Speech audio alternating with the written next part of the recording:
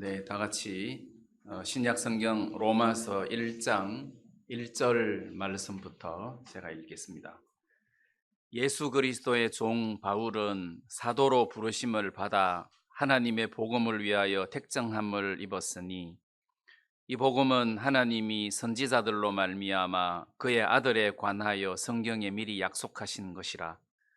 이 아들로 말하면 육신으로는 다윗의 혈통에서 나셨고 성결의 영으로는 죽은 가운데서 부활하여 능력으로 하나님의 아들로 인정되셨으니 곧 우리 주 예수 그리스도시니라.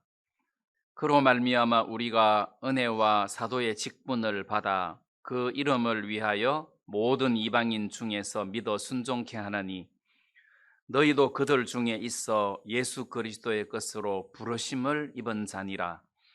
로마에 있어 하나님의 사랑하심을 입고 성도로 부르심을 입은 모든 자에게 하나님 우리 아버지와 주 예수 그리스도로 쫓아 은혜와 평강이 있기를 원하노라. 여기 7절 말씀까지 드렸습니다.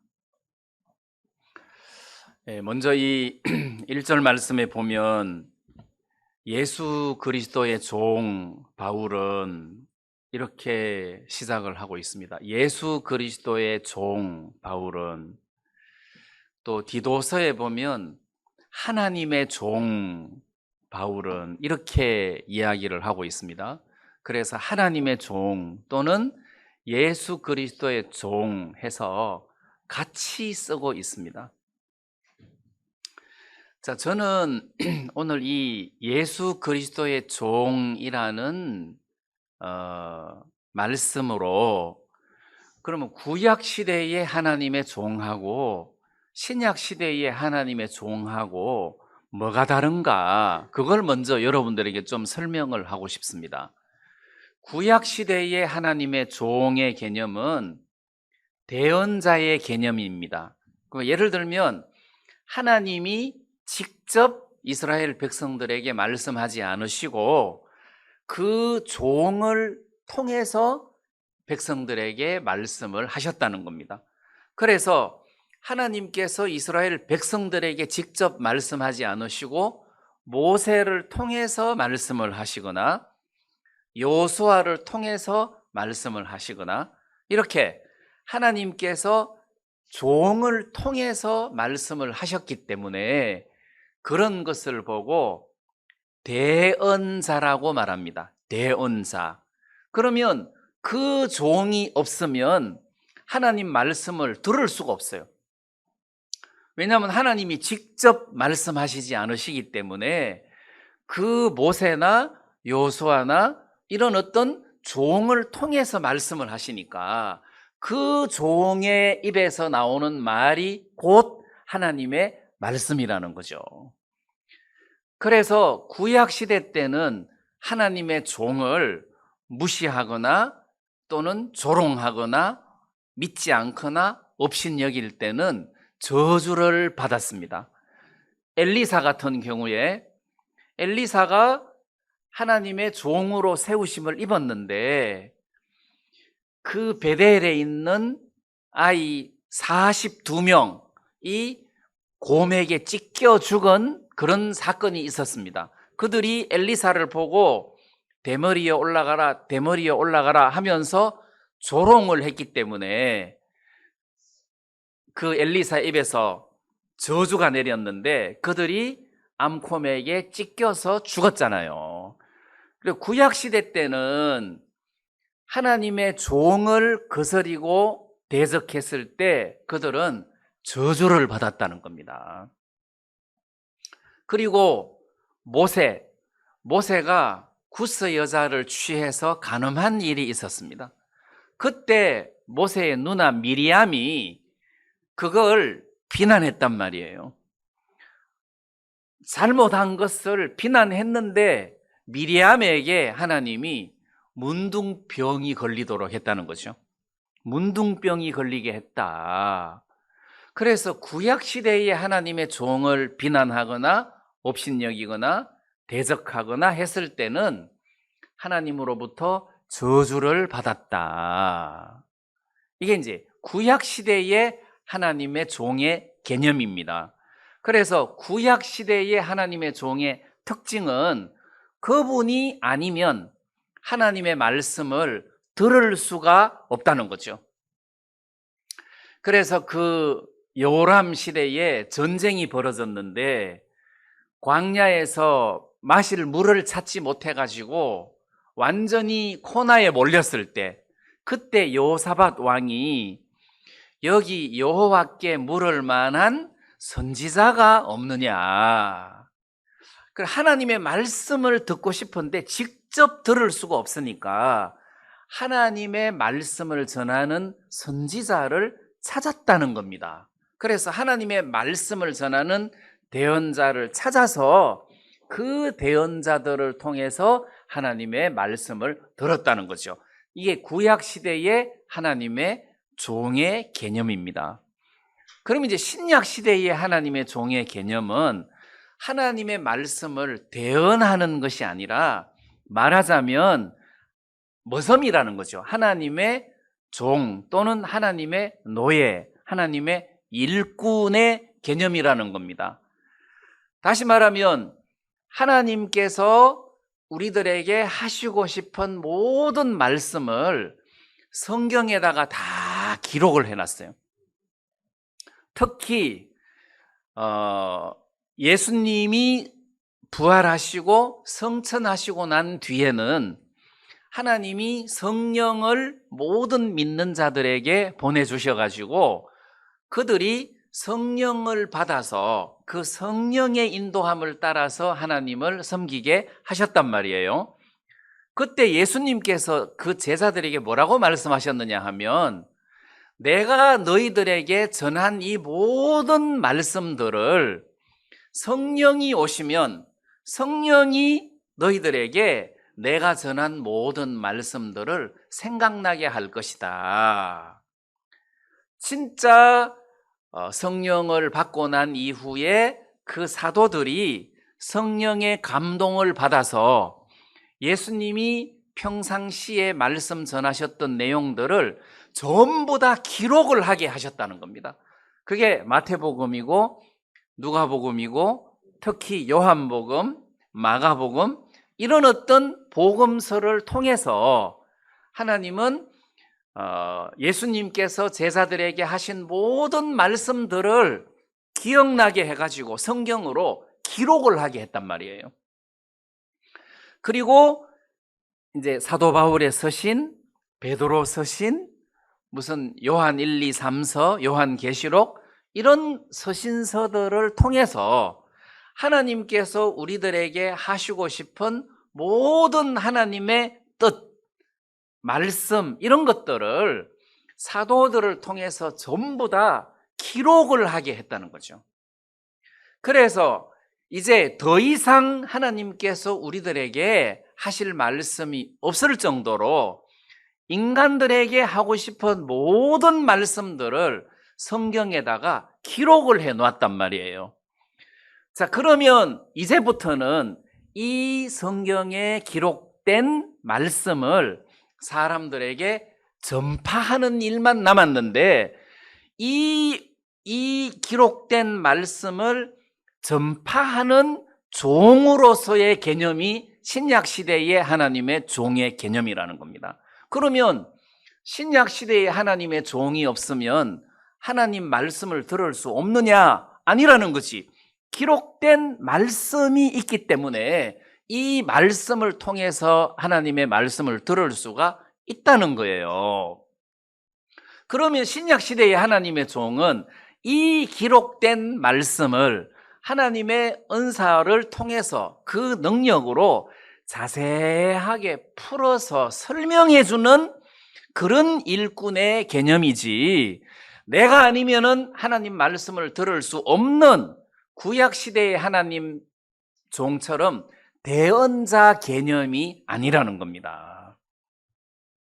자, 그래서 신약 시대의 하나님의 종은 이미 말씀하신 66권의 말씀을 통해서 우리들에게 설명해주는, 선포해주는, 설교하는 그런 사람으로서의 종이다. 자, 이 개념을 여러분들이 좀 잘 기억할 수 있었으면 좋겠습니다. 그래서 구약 시대의 하나님의 종은 네가 정말 하나님의 종인지 아닌지 어떤 표적을 통해서 증명을 해야 돼요. 내가 하나님의 대언자다, 나는 하나님의 종이다 해서 표적을 통해서 하나님의 종이라는 것을 증명을 해야 되기 때문에 엘리야 같은 사람은 하늘에서 불이 내려와 가지고 재물을 불태우는 사건들이 있었는데, 이런 일을 통해서 과연 엘리야가 하나님의 종이다 이렇게 증명을 할 수 있었고, 엘리사도 마찬가지입니다.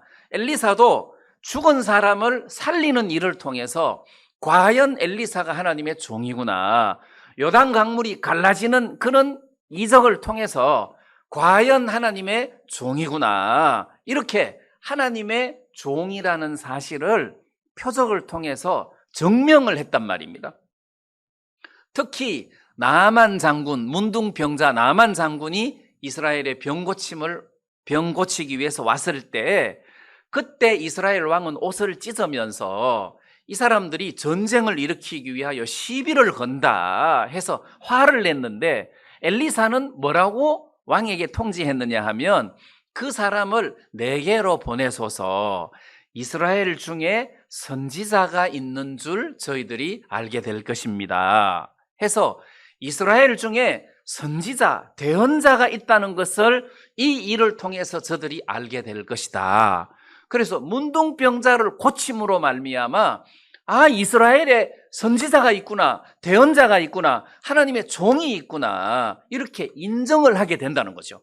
그래서 구약의 사도들은 구약의 종은 하나님의 종이라는 그 표적을 보여야 된단 말이에요. 그래서 모든 종들이 다 표적들을 가지고 있었습니다.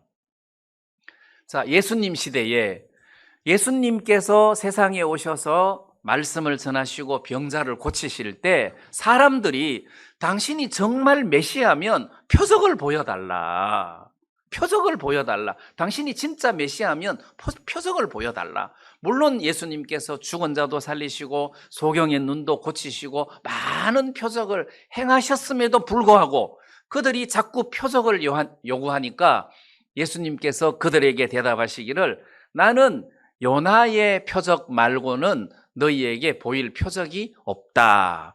요나가 밤낮 사흘 물고기 뱃속에 있었다가 거기서 살아났듯이 내가 요나의 표적으로 너희들에게 보일 거다 해서 십자가의 죽으심과 사흘 만에 부활하실 것을 말씀하시면서 이 표적을 통해서 내가 메시아인 것을 너희들에게 증명을 하겠다 해서 그렇게 예수님이 말씀하신 적이 있단 말이에요. 그러면 사도들도 마찬가지예요. 사도들도 당신이 진짜 하나님이 보낸 사도가 맞냐? 사도들도 사도로서의 어떤 표시가 있었단 말이에요. 그래서 사도 바울도 나의 사도된 표는 이것이다 해서 쭉 열거한 대목의 말씀이 나오는데, 사도들도 표적을 행했단 말입니다. 그래서 베드로와 요한이 성전 미문에 앉아있는 안전뱅이를 일으키면서 과연 하나님의 사도구나. 그러니까 그때는 신약 성경이 완성되지 않았다는 거죠. 베드로하고 요한이 그때 메시지를 전할 때는 신약 성경이 없었단 말입니다. 이 사람이 과연 사도구나 하는 것을 표적을 통해서 증명을 함으로 그들이 쓴 서신서가 과연 하나님의 말씀이다, 이거는 진리다, 믿어도 된다 하고 증명을 해주는 그런 역사가 됐단 말이에요. 그럼 사도 바울도 마찬가지 아닙니까? 사도 바울도 많은 사람들을 살리고 죽은 자를 살리고 사도 바울이 또 안전뱅이도 일으키고 하는 이런 어떤 역사가 있었는데, 이 사람은 가짜가 아니다, 이 사람 진짜 하나님의 사도다. 자, 그래서 그분들이 쓴 모든 서신서의 말씀들이 다 하나님의 말씀이다, 이렇게 증명을 할 수가 있었단 말입니다. 그래서 이제는 신구약 66권의 모든 말씀을 통해서 하나님은 우리들에게 하시고 싶은 말씀들을 다 말씀을 하셨다는 거예요. 그러면 어떤 결론을 내릴 수 있습니까? 만약에 어떤 A라는 사람이 여러분, 내가 어젯밤 환상 속에서 하나님의 메시지를 들었는데 그걸 오늘 여러분들에게 말씀을 전하겠습니다. 그러면 단에서 끄집어 내려야 된다는 거죠. 이제는 그런 일이 없다는 겁니다. 그런 사람들은 이단이라는 거죠. 그런 사람 말을 믿어서는 안 된다는 겁니다. 만약에 어젯밤에 하나님께서 환상 중에 내게 어떤 말씀을 하셨는데 하는 그 내용이 성경 66권의 말씀하고 일맥상통하면 뭐 굳이 환상을 통해서 말씀 안 하셔도 성경에 기록된 내용인데 그걸 뭐 또 새롭게 오늘 아침에 그렇게 떠들으셔, 이렇게 우리가 해석하면 된다는 거죠. 66권의 말씀을 통해서 우리들에게 하나님의 뜻을 전달하는 시대가 신약 시대예요. 근데 구약 시대는 하나님의 종이 없으면 메시지를 들을 수가 없었다는 겁니다. 이게 구약의 하나님의 종하고 신약의 하나님 종하고 다르다는 거죠. 자, 그러면 구약의 하나님의 종은 하나님의 종이 있어야 되는데 신약의 하나님의 종은 이 말씀을 통해서 이 말씀만 있으면 된다는 거죠. 말씀만 있으면 된다. 자, 그래서 요한복음 20장 31절에 보면 오직 이것을 기록함은 너희로 예수께서 하나님의 아들 그리스도이심을 믿게 하려 함이요 또 너희로 믿고 그 이름을 힘입어 생명을 얻게 하려 함이니라. 자, 여기 보니까 너희로 그 이름을 힘입어 생명, 영생을 얻게 하려 함이다. 무엇으로? 이것을 기록함은, 그러니까 이 성경 말씀을 기록한 목적은 영생, 구원을 얻게 하기 위함이다. 그러면 특별히 모세 같은 하나님의 종이 없어도 이 성경 말씀을 통해서 우리가 영생을 얻을 수가 있다는 거예요. 자, 그래서 하나님의 종이 좀 더 자세하게 풀어서 설명을 해주면 그 설명의 말씀을 듣고 내가 구원을 받기가 좀 더 쉽지만 내용 자체는 이미 66권의 성경 속에 하나님의 뜻이 다 완성되어 있다는 거예요. 자, 뿐만 아니라 디모데후서 3장에도 보면 그런 말씀이 있습니다. 디모데후서 3장 15절 말씀에 보면 네가 어려서부터 성경을 알았나니 성경은 능히 너로 하여금 그리스도 예수 안에 있는 믿음으로 말미암아 구원에 이르는 지혜가 있게 하느니라. 그래서 성경이 우리로 구원에 이르는 지혜가 있게 해 주는 거란 말입니다. 핵심이 성경이라는 거죠.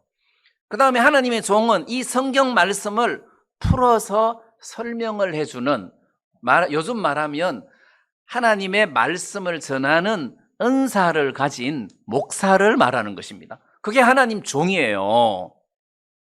자, 그럼 한번 봅시다.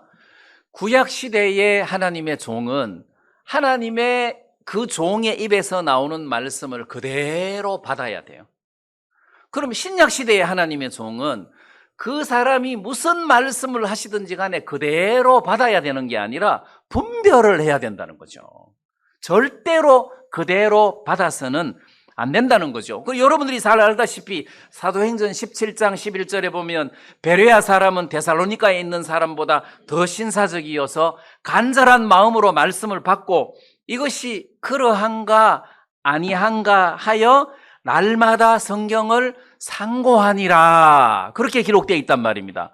그러면 베레아 사람은 사도 바울이 전하는 말씀을 간절한 마음으로 받았을 뿐만 아니라 이것이 바울이 전한 말씀이 그러한가 아니한가 하여 날마다 성경을 상고하니라, 연구하고 탐구했다는 겁니다. 저 사람이 전하는 메시지가 진짜 성경적인지 아닌지 공부를 했다는 거예요. 그대로 받았다는 것이 아니라는 겁니다. 오늘 이 시대에도 하나님 전하는 하나님의 종의 말씀을 그대로 받아야 된다. 거짓말을 해도 그대로 받아야 된다. 그렇게 이야기하는 사람이 있으면 그거는 거짓말쟁이고 사기꾼이라는 거죠. 무슨 목사가 거짓말을 해도 그대로 받아야 되고 하나님의 종이 거짓말을 해도 그대로 받아야 되면 그거는 진리가 아니라는 겁니다. 여러분들이 하나님의 종이, 신약 시대에 하나님의 종이 거짓말하는지 안 하는지를 성경 말씀을 공부해야 된다는 거죠. 왜? 베레아 사람들은 이것이 그러한가 아니한가 하여 날마다 성경을 공부했다는 겁니다. 여러분들이 절대로 목사님 말을 그대로 받으면 안 된다는 겁니다. 여러분들이 하나님 말씀을 공부해야 돼요. 여기서 상고한이라는 탐구하는 거고 공부하는 것을 말하는 겁니다. 여러분들이 무조건 받아가지고 맹종하는 신앙생활을 해서는 하나님을 기쁘시게 할 수가 없다는 거죠. 이것이 그러한가 아닌가 하여 날마다 공부해야 된다. 저는 여러분들에게 이게 하나님의 종이고 하나님의 종도 말씀에서 비껴간 어긋난 이야기를 해서는 안 된다는 것이고 여러분들은 가려내가지고 그 옥석을 가려내야 된다는 거죠. 가려내야 된다.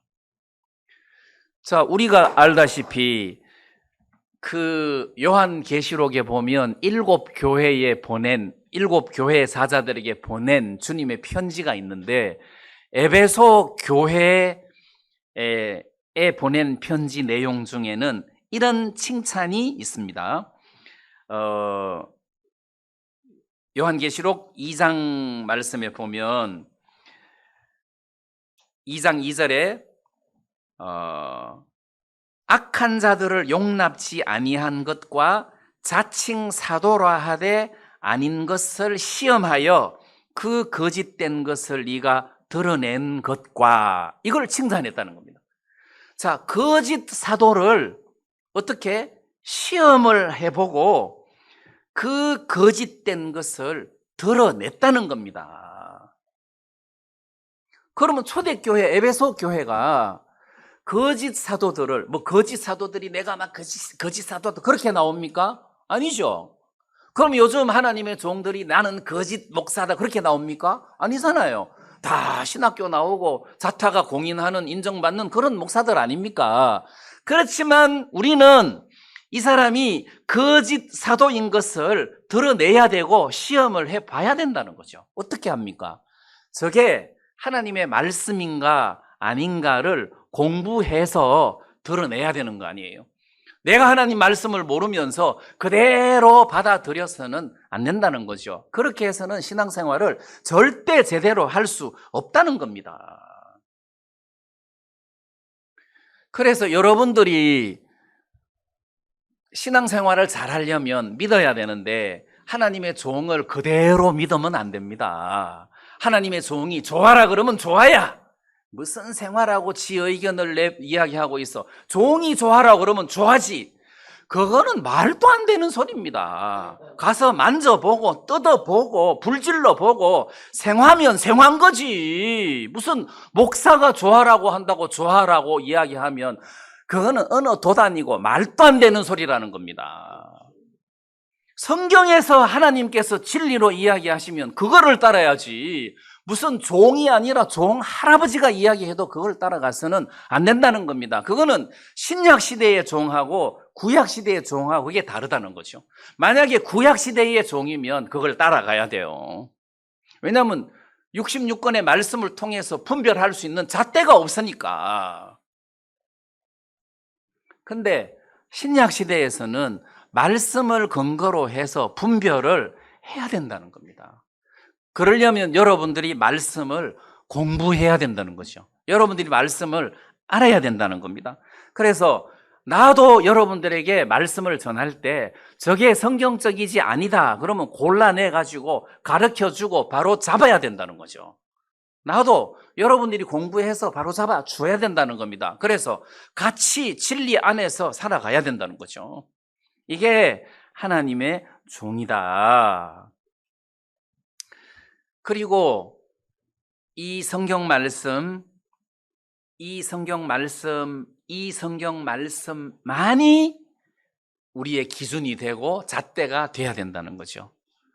네, 그래서 그 종교 개혁의 5대 강령, 제가 전에도 여러분들에게 말씀드렸지만 오직 성경 말씀이다. 오직 성경 말씀. 신앙과 구원의 표준이 성경 말씀이라는 거죠. 오직 하나님의 말씀, 성경 말씀이다. 이게 표준이 되고 기준이 돼야 된다는 거죠. 그 다음에 오직 예수님이다.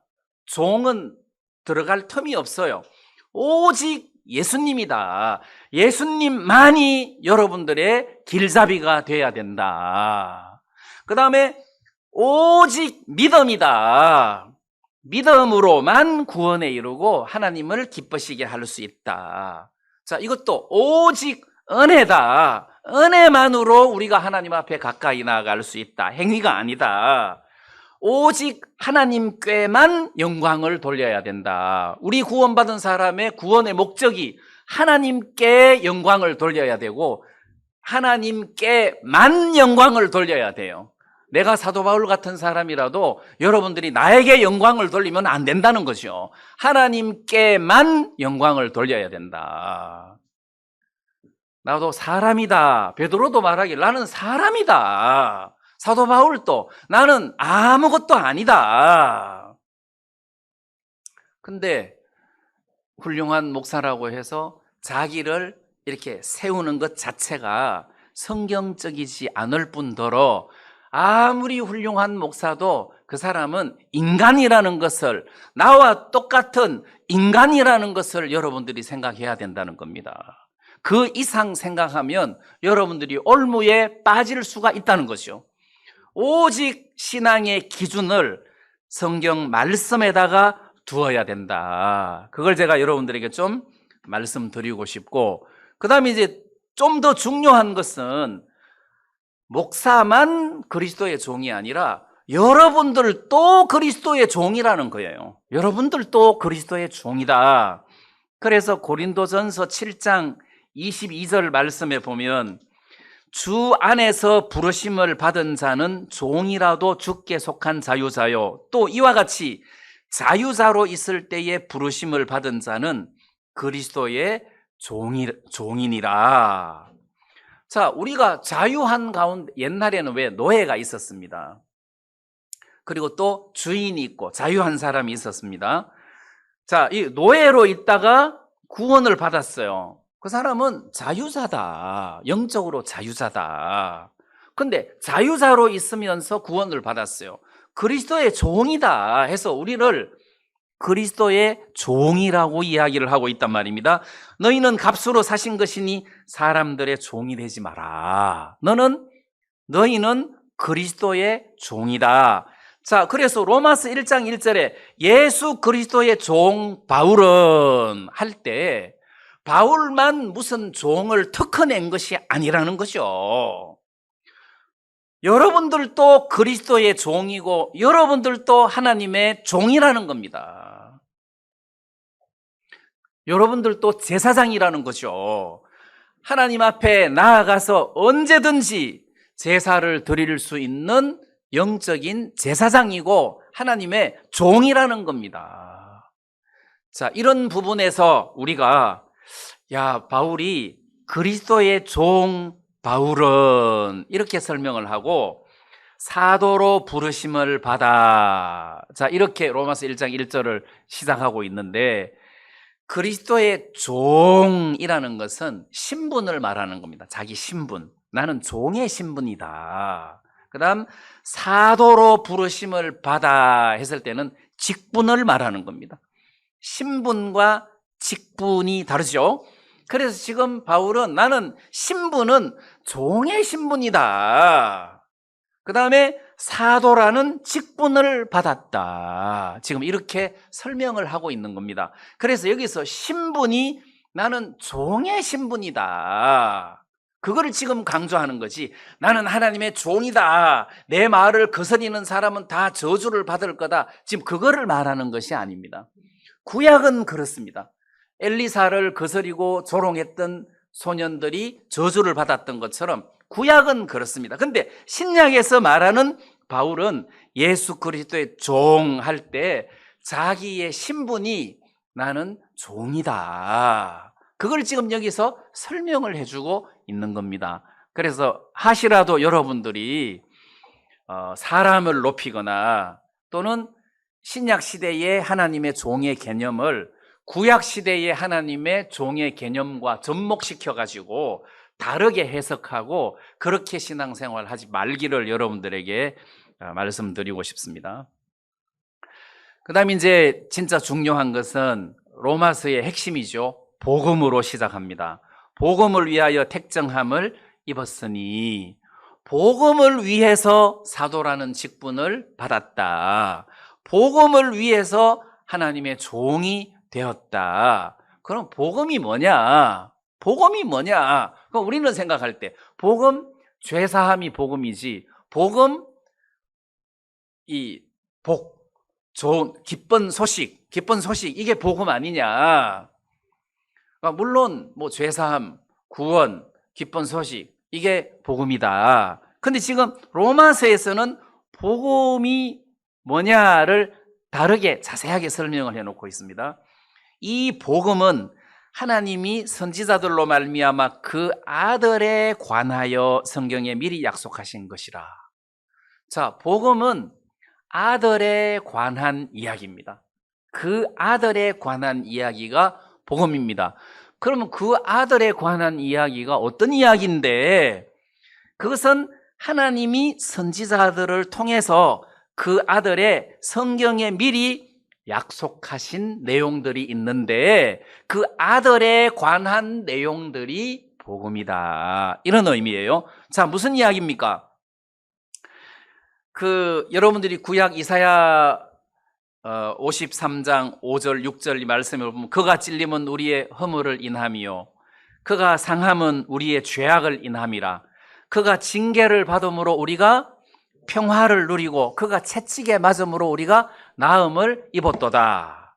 우리는 다 양 같아서 그릇 행하여 각기 제 길로 갔거늘 여호와께서는 우리 무리의 죄악을 그에게 담당시키셨도다 할 때 거기에서 그는 다 예수님을 이야기한다는 말입니다. 지금 이 로마서 말씀으로 말하면 그의 아들에 관한 이야기라는 겁니다. 그의 아들, 하나님의 아들에 관한 이야기다. 하나님의 아들에 관한 이야기가 복음이라는 겁니다. 그러면 복음을 받아들였다는 것은 뭘 받아들였다는 뜻입니까? 하나님의 아들을 받아들였다는 뜻입니다. 복음을 받아들였다는, 그러니까 복음, 죄사함을 받아들였다는 것은 하나님의 아들을 받아들였다는 것의 축소 모형이고, 어떤 포괄적으로 복음은 그의 아들입니다. 그의 아들을 받아들인 겁니다. 그의 아들 안에 죄사함이 들어있다는 거죠. 그러면 그의 아들 안에는 죄사함 플러스 알파가 많이 들어있다는 뜻입니다. 그러면 여기서 이야기하는 하나님이 선지자들로 말미암아 그의 아들에 관하여 성경에 미리 약속하신 것이라 했으니까 이건 구약 성경이죠. 구약 성경에 하나님께서 하나님의 아들에 대해서 이야기를 자세하게 설명을 해 놨는데 그 아들에 대한 이야기, 그게 복음이다. 자, 우리가 이렇게 기억할 수 있으면 좋겠고, 그 다음에 그 아들에 관한 이야기가 구약 성경에 굉장히 많이 나온다. 예수님이 부활하시고 난 다음에 제자들에게 나타나셔가지고 누가복음 24장 44절에 보면 내가 너희와 함께 있을 때에 너희에게 말한 바 곧 모세의 율법과 선지자의 글과 시편에 나를 가리켜 기록된 모든 것이 이루어져야 하리라 한 것이 이것이라 하시고, 자, 여기서 예수님이 내가 너희와 함께 있을 때 내가 십자가에 못 박혀 죽기 전에 내가 너희들에게 이야기 안 하더나 모세의 율법과 선지자의 글과 시편에 나를 가리켜 기록된 모든 것을 이게 이루어져야 된다고 내가 너희들에게 이야기 안 하더나 이게 복음이라는 거죠. 그러면 모세의 율법과 그럼 모세 오경을 가리킵니다.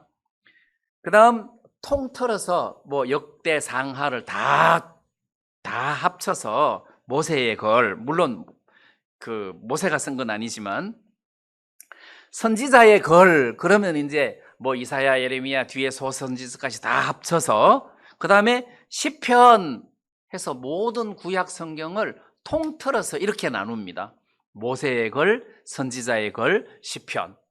그러니까 구약 성경에 나타난 모든 스토리 중에서 하나님의 아들 예수님에 관한 이야기를 이게 이루어져야 된다고 안 하더나, 그래서 내가 십자가에 죽었고 내가 부활을 했다 해서 하나님의 아들 예수님에 대한 이야기가 복음이다. 그래서 여러분들이 복음을 받아들여서 죄가 없다 이거를 깨달아야 되는 것이 아니라 예수를 받아들여야 된다는 거죠. 예수를 받아들였는데 그 예수님 중에 한 부분이 나는 대속물로 세상에 왔다. 인자에 온 것은 섬김을 받으려 함이 아니요 도리어 섬기려 하고 자기 목숨을 많은 사람의 대속물로 주려 왔다.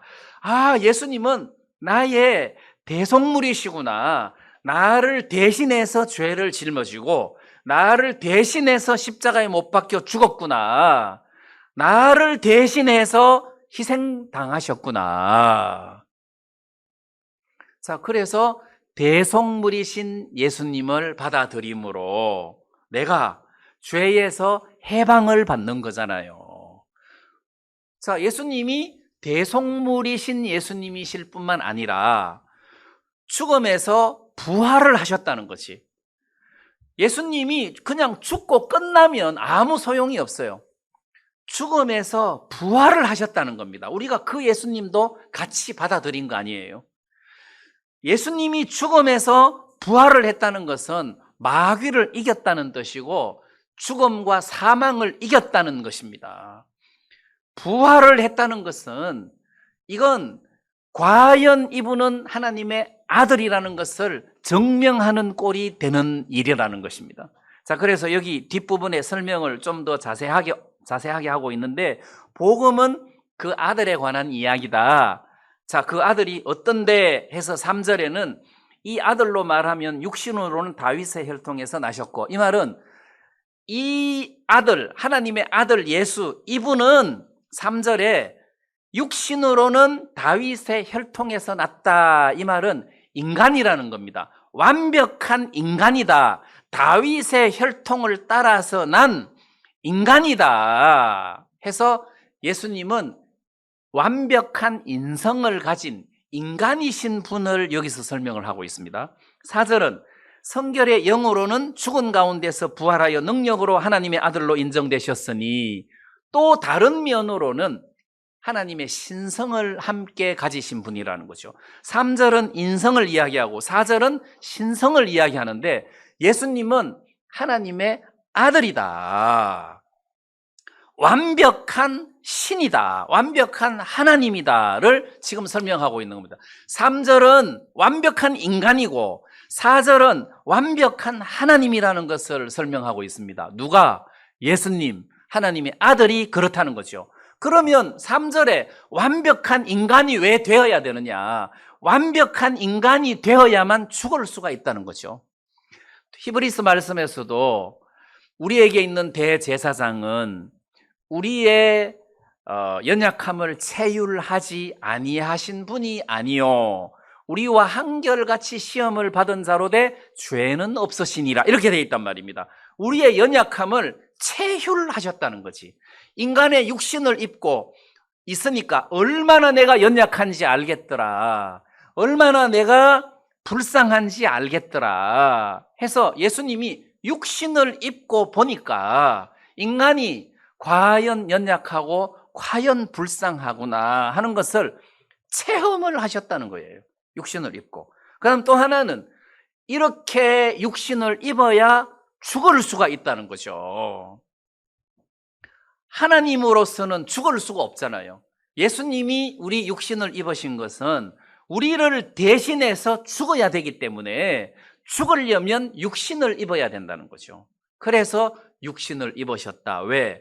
우리 죄값을 지불하시기 위하여 죽으려고 육신을 입으셨다. 그 다음 하나님의 신성을 예수님이 동시에 입으셨다는 것은 이래서 죽었다가 다시 부활을 했다는 거죠. 부활. 예수님이 다시 살아나셨다.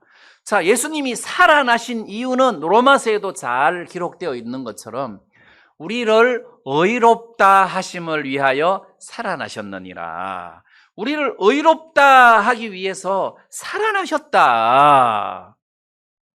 또 히브리서 말씀에서는 죽기를 무서워 일생에 매여 종로로 타는 우리를 풀어주려 하심이라. 아, 우리가 죽는 것이 아니고 예수님처럼 다시 부활하는구나 해서 부활의 소망을 우리들에게 주기를 원하셨다는 거죠. 그래서 예수님이 복음은 예수님이다, 복음은 죄사함이다 이렇게 하면 굉장히 이렇게 축소시켜서 핵심만 이야기하는 꼴이 되는데, 복음은 죄사함이다 그렇게 하면 안 돼요. 복음은 예수님이다. 예수 안에 죄사함도 있고 부활도 있거든요. 부활도 있다. 그래서 우리는 영원히 산다는 소망을 가진다는 겁니다. 영원히 산다. 그리고 죄사함은 그걸로 끝나지만 예수 안에는 구원받은 성도들이, 죄사함 받은 성도들이 그 이후에 어떻게 살아야 되는지에 대한 에너지를 예수 안에 넣어 놓으셨기 때문에 예수님을 받아들인 사람은 죄사함 플러스 그 에너지를 같이 공급받는다는 거죠. 자, 그런 면에서 복음은 예수다. 그의 아들 예수다. 3절은 그분은 육신을 입으셨기 때문에 인성을 설명하고 4절은 신성을 설명을 해준다. 자, 이걸 여러분이 잠깐 기억하시고 4절 중간 부분에 보면 부활하여 능력으로 하나님의 아들로 인정되셨으니 이 말이 있습니다. 여기 보니까 부활을 했는데 이게 능력이라는 거예요. 죽음에서 부활을 했다는 것은 능력이다. 그래서 그 능력을 보고 하나님의 아들로 인정을 받았다는 겁니다. 자, 여기서 이야기하는 이 능력은 모세가 하나님의 능력으로 홍해 바다를 갈랐어요. 홍해 바다를 이스라엘 백성들이 건넜습니다. 반석을 쳐서 물을 냈습니다. 하늘에서 만나가 내려왔습니다. 요단강물이 갈라졌습니다. 자, 이런 하나님의 능력하고 죽음에서 부활한 능력하고는 게임이 안 됩니다. 자, 이런 능력은, 구약에 나타난 능력은 하나님이 말씀 한마디로만 하면은 가능한 일이에요. 근데 예수님이 죽음에서 부활한다는 것은 죽어야 부활을 할 수도 있잖아요. 그래서 능력을 이야기할 때는 홍해 바다 갈라진 것보다도 부활했다는 것이 능력이 더 크다는 것을 말하는 겁니다. 그래서 죽음에서 부활했다는 이 말의 의미 속에는 모든 것을 다 행하실 수 있는 분이라는 것을 여기서 입증해 주는 거예요. 죽음에서 부활하셨다. 저분은 못하는 것이 없다. 죽음에서 부활하신 것을 보니까 홍해 바다도 가르시겠구나. 자, 이렇게 해석할 수 있다는 거예요. 자, 예수님이 죽음에서 부활을 하셨다. 우리가 이 예수를 받아들이는 거죠. 받아들이는 거다. 복음은 하나님의 아들 예수 그리스도다. 복음을 받아들였다는 것은 이런 예수님을 받아들인 거다. 이런 생명체를 받아들인 거다. 그 예수가 내 속에서 생명이 되셔가지고 내 죽은 삶을 완전히 바꾸어 놓는다는 뜻이에요. 자, 그리고 복음을 좀 더 자세하게 뒷부분에 설명을 해주고 있는데 로마서 1장 16절 말씀에 보면 내가 복음을 부끄러워하지 아니하노니 이 복음은 모든 믿는 자에게 구원을 주시는 하나님의 능력이 됨이니라. 구원을 주시는 하나님의 능력이다. 복음이 뭐냐? 하나님의 능력이다. 어떤 능력? 모든 믿는 자에게 구원을 주시는 하나님의 능력이다. 자, 여러분들이 복음을 받아들였다. 하나님의 아들 예수 그리스도를 받아들였다. 예수 그리스도를 받아들이고 보니까 그게 능력이 되어서 내가 그 복음을 받아들이는 순간, 내가 그 예수 그리스도를 받아들이는 순간 나는 산 자가 되는 것이고 내가 생명을 얻은 자가 되었다. 구원을 주시는 하나님의 능력이다. 자, 그리고 17절 복음에는 하나님의 의가 나타나서 믿음으로 믿음에 이르게 하나니, 이 복음 속에는, 예수 안에는 하나님의 의가 들어있다는 거죠. 내가 예수 그리스도를 받아들였더니 하나님의 의를 받아들인 꼴이 된 거예요. 다시 말하면 예수를 받아들였다는 말을 디테일하게 쪼개면 하나님의 의를 받아들였다. 하나님의 의를 받아들였다. 죽음을 이기는 부활의 능력을 내가 받아들였다. 내가 예수님처럼 살아갈 수 있는 에너지를 받아들였다 해서 그냥 의인이 되었다는 것보다도 훨씬 더 넓은 포괄적인 범위로 해석을 하고 있다는 거죠. 복음은 하나님의 아들 예수다. 내가 그 예수를 받아들이고 보니까 예수 안에 하나님의 의가 있고 예수 안에 사망을 이기고 부활하는 부활의 능력이 있고 그게 내 거라는 거죠. 내가 받아들이니까 예수 안에 있는 게 내 거라는 거죠. 의가 내 것이고 능력이 내 거라는 거예요. 구원이 내 거다. 그래서 예수님이 내 안에 들어오셔서 내 인생의 주인이 되셔가지고 새롭게 나를 이끌어 가시는 것이다. 자, 그러면 여러분들이 내가 지금 이렇게 이야기하는 이유가 그렇구나 이게 아니라 지금 로마서에서 우리에게 이야기하고 있는 이 본문에서 의에다가 초점을 두는 것이 아니라 예수에다가 초점을 둔다는 거죠. 우리는 하도 복음, 죄 없다, 의인이다 그것만 듣다가 보니까 나는 의인이다 그것만 생각하는데 그게 아니라는 거예요. 지금 이 로마서에서는 예수님에다가 초점을 두고 있는 거예요. 의를 받아들이는 것도 예수 안에 의가 있기 때문에 예수를 받아들이는 거예요. 그래서 여러분도 생각해 보세요. 내가 결혼을 했는데 남편이 돈을 10억을 갖고 왔어요. 그래서 얼씨구나 좋다 하고 내가 10억을 받았어요. 그러면 결혼을 해서 남편하고 같이 살게 됐는데 남편이 10억을 가지고 왔는데 그러면 10억이 나의 기쁨이 되면 되겠습니까? 아니잖아요. 10억이 나의 기쁨이 되면 안 된다는 거지. 왜냐하면 10억을 가지고 온 남편인 걸 보면 플러스 알파가 있다는 거지요. 야, 이 사람은 10억을 가지고 이렇게 결혼하는 걸 보니까 직장이 대단한갑다. 어디 뭐 큰 회사의 CEO일 수도 있고 보통 능력이 아닌 것 같다 해서 남편을 받아들여야지. 남편은 온데간데 없고 10억만 껴안고 있으면 안 된다는 거죠. 그러니까 여러분들이 죄사함, 의인이야, 나는 죽어도 천국 가 이것만 껴안고 있으면 신앙생활을 못한다는 거예요. 하나님이 우리에게 주신 것은 의가 아니고 예수라는 거지. 예수다. 그 하나님의 아들 예수를 받아들였다는 거예요. 그 안에 물론 의가 있는 것은 당연한 거고 의뿐만 아니라 죽음에서 살아나는 부활의 능력까지 같이 소유하고 있다는 거죠.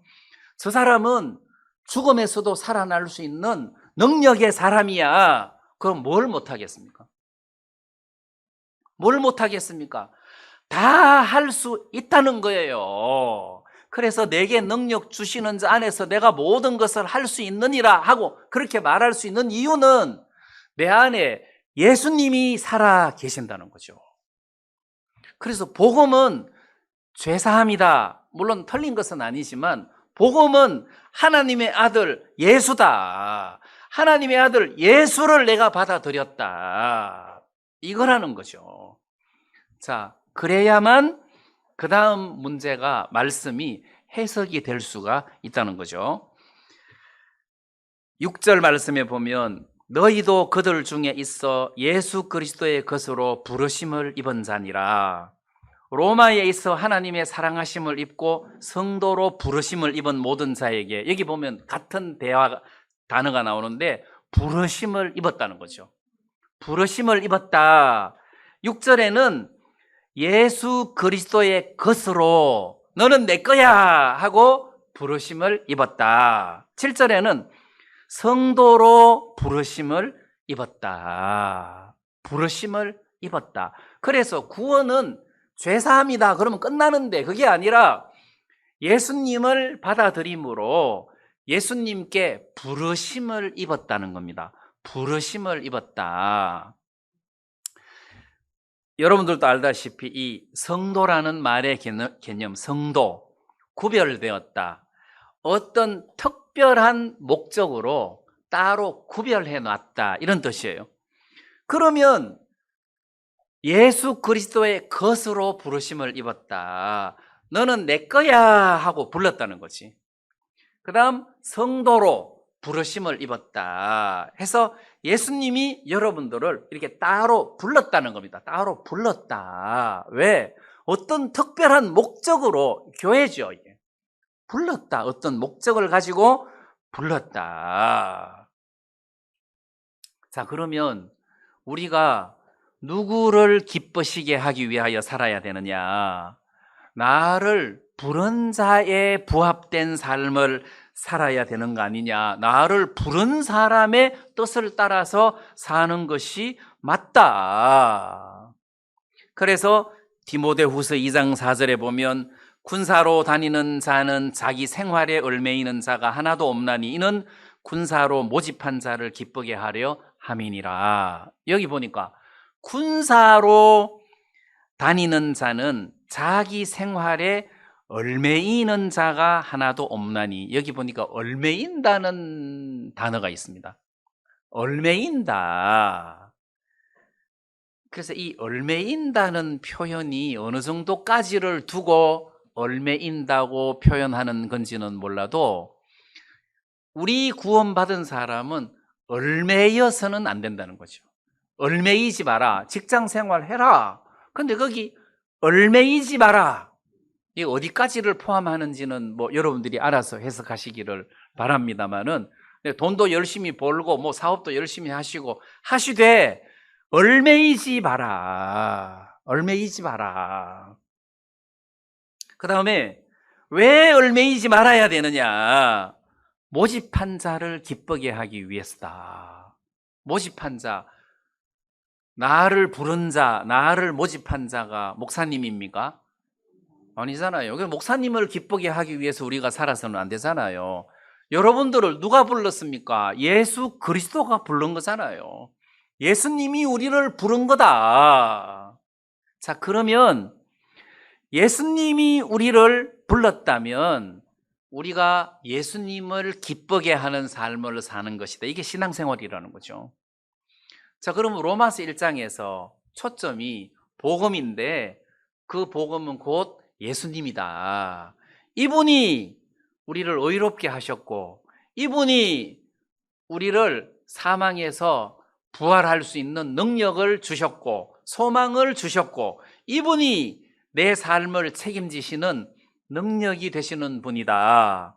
내가 이분을 받아들였다. 또는 이분이 나를 불렀다. 자, 여기서 로마서 1장 말씀에 보면 1장 5절 끝부분에 모든 이방인 중에서 믿어 순종케 하나니 할 때 믿어라는 이 믿음이라는 단어가 나옵니다. 그 다음에 17절에도 복음에는 하나님의 의가 나타나서 믿음으로 믿음에 이르게 하나니 해서 이게 믿음이라는 단어가 나오는데 자, 예를 들어서 내가 여러분들을 부른다고 합시다. 이형제님, 네, 이리 와 보세요. 네. 이게 부르고 대답하는 거잖아요. 그러면 여기서 예수님께서 우리를 불렀어요. 김형제, 예, 이리 와봐. 예, 이게 믿음이라는 거죠. 이게 대답이에요. 여러분들이 나는 이 복음을 믿었다. 예수님께서 내 죄를 씻으신 것을 믿었다. 이 말은 예수님께서 나를 부르셨다. 그래서 나는 예 하고 대답을 했다. 이런 의미라는 거예요. 자, 다르게 표현을 해보겠습니다. 죄사함 받았다. 나는 의인이다. 그러면 그거 끝이에요. 나는 예수님을 영접했다. 예수 그리스도를 받아들였다. 예수님이 내 안에 사신다. 그러면 한 인격체가 내 안에 살기 때문에 내가 이 인격체를 의식을 한다는 것이죠. 삶 속에서. 그냥 의인이다 그러면은 뭐 이 의가 내 거고 나는 죽어도 하늘나라 간다. 이런 눈치 볼 일이 없어요. 근데 내 안에 예수님이 사신다면 내가 이분의 눈치를 봐야 된다는 거죠. 어떻게 해야 내가 이분을 기쁘게 할 수 있을까? 내가 어떻게 하면 이분에게 이렇게 종으로서 합당한 삶을 살 수 있을까? 그래서 구원받은 사람은 예수님을 마음에 받아들인 사람이다. 예수님이 나를 부를 때 내가 예 하고 응답하고 따라 나선 제자다. 이런 의미라는 거죠. 이 관계를 형성하는 시점이라는 겁니다. 그것은 부부로 말하면 결혼식을 한 것과 같다는 거죠. 근데 많은 사람들이 결혼했으니까 됐다. 이제 내 마음대로 살자. 10억도 있겠다. 내 멋대로 살자. 이게 아니라는 거죠. 결혼을 했기 때문에 한 인격체가 새로 생긴 거예요. 물론 그분이 능력도 있고 돈도 있고 모든 것들을 갖고 있기 때문에 내 삶이 훨씬 더 편하고 감사하고 행복한 것은 사실이지만 한 주인이 새로 생겼기 때문에 이분의 뜻을 읽어보고 이분의 뜻을 따라서 살 필요가 있다는 거죠. 그래서 구원을 받았다는 것은 예수 그리스도를 마음에 모셨다. 이분이 도대체 뭘 좋아하시고 이분이 어떤 분인가를 여러분들이 좀 더 알고 싶으면 말씀 속에서 자세하게 설명을 해놓았기 때문에 말씀 속에서 나를 부르신 분이 뭘 좋아하시는지 발견할 수 있다는 것 아니에요. 그래서 우리가 이 말씀을 통해서 예수 그리스도를 따르는 주의 제자가 되는 것이고 또 예수님을 기쁘게 하는 성도가 되는 것이다 라는 사실을 여러분들이 좀 기억하시고 사도 바울은 나는 이런 인연 때문에 예수 그리스도의 종이 되어서 그분이 나를 부르셨으므로 그분이 여러분들을 부르셨으므로 우리가 그분에게 순종하는 삶을 사는 것이다. 그래서 나는 지금까지 이렇게 산다. 지금 바울이 이렇게 이야기를 하고 있는 모습 아니겠습니까? 그리고 복음에 대해서 좀 더 아주 자세하게 3장, 4장 이렇게 설명을 쭉 해주고 계시는데 예수 안에 이 모든 것들이 다 들어있다. 이걸 여러분들이 기억을 하셔야 된다는 거죠. 이런 은혜를 여러분들이 입으시기 바라고 그냥 죄사함만 받았다 뿐만 아니라 예수 그리스도 부활의 능력 되시는 예수님이 내 안에 들어와서 사신다는 생각까지 하시고 여러분들이 인생을 담대하게 사시기를 바랍니다. 맞죠? 예, 죽음에서 살아나신 분이 뭘 못하겠습니까? 그래서 이런저런 작은 형편에 여러분들이 넘어지지 말고 내가 죽음에서 부활했는데 이게 무슨 문제가 되겠냐 해서 여러분들이 주저앉지 말고 그 부활의 생명을 갖고 있는데 여러분들이 인생을 복음과 함께 예수님과 함께 담대하게 사실 수 있었으면 좋겠습니다. 우리 말씀 여기까지 드리겠습니다.